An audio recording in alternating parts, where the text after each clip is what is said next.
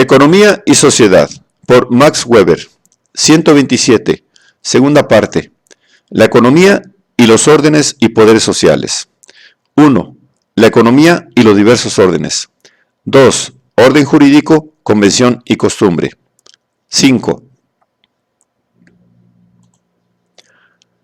La regulación jurídica de una situación, es decir, la existencia de una instancia humana, sea de la naturaleza que fuere, que en el caso de presentarse la situación dicha valga en principio como hallándose en posición de indicar, según alguna idea de norma, lo que en virtud del derecho tiene que ocurrir, no se ha llevado a cabo en ninguna parte hasta sus últimas consecuencias. Pero no nos ocuparemos de esto, ya que toda socialización racional y por lo tanto también el orden de la acción comunitaria y de la acción consensual son algo posterior respecto a estas acciones. Tampoco de que el desenvolvimiento de esas dos actividades, comunitaria y consensual, dé origen constantemente a situaciones originales que no se pueden decidir o solo en apariencia y con cierta violencia, con las normas que se reconocen como válidas o con los habituales medios lógicos de la jurisprudencia, tesis del movimiento del derecho libre. Pero sí de que a menudo cuestiones fundamentales de un orden jurídico, por lo demás muy intensamente racionalizado, no suelen estar reguladas en sentido jurídico. Tenemos, para ilustrarlo, mediante ejemplos, dos tipos específicos de esta situación. 1.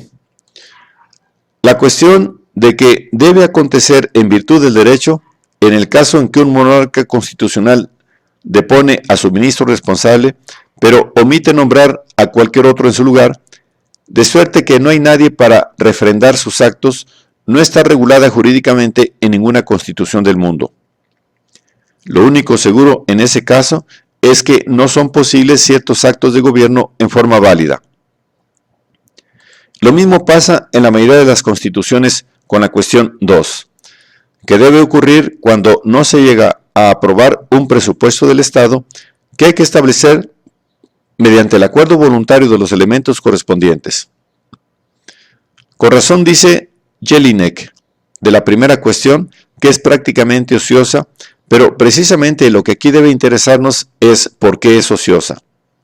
Por el contrario, la segunda clase de laguna de la Constitución, como se sabe, ha llegado a ser muy práctica. Se puede establecer la tesis de que es característica para toda constitución en sentido sociológico, esto es, para la forma efectiva de distribución del poder de una comunidad que determina la posibilidad de influir mediante ordenaciones la actividad comunitaria, el sitio y la clase de esas lagunas que afectan a las cuestiones fundamentales. Semejantes vacíos del segundo tipo se dejan a veces a propósito en el articulado de una constitución pactada u otorgada, porque, naturalmente, él o los interesados que tuvieron una influencia decisiva al crear la Constitución abrigan la esperanza de que en un caso dado, él o ellos poseerán el poder suficiente para, dentro del orden jurídico, llenar según su voluntad tal laguna porque se hace imprescindible para el actuar de la comunidad. Con un ejemplo, gobernar sin presupuesto. Se procura, sin embargo, no llenar vacíos del primer tipo, ilustrado anteriormente, porque existe el fundado convencimiento de que el propio interés de aquel o aquellos a que se refiere, del monarca en el ejemplo concreto, será en todo tiempo suficiente para determinar su actuar de tal modo que la situación absurda, posiblemente jurídica, nunca se presente. A pesar de aquella laguna, se considera consensualmente como indudable obligación del monarca nombrar los ministros. Y, por cierto, como una obligación jurídica garantizada indirectamente. Pues hay consecuencias jurídicas, la imposibilidad de realizar ciertos actos en forma válida, por tanto, de conseguir la probabilidad de la garantía del aparato coactivo. Por lo demás, no está regulado, ni jurídica ni convencionalmente, lo que debe acontecer para continuar la administración del Estado si no cumple con esta obligación.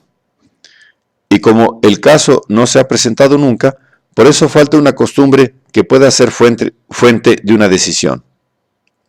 Una vez más, esto nos enseña, de un modo muy claro, que el derecho, la convención y la costumbre no son de ninguna manera los únicos poderes con los que se cuenta o puede contar como garantizadores de una conducta que se espera de otro, por prometida o porque para él vale como obligatoria, sino que junto a ellos se cuenta sobre todo en el propio interés del otro en la continuación de un determinado actuar consensual.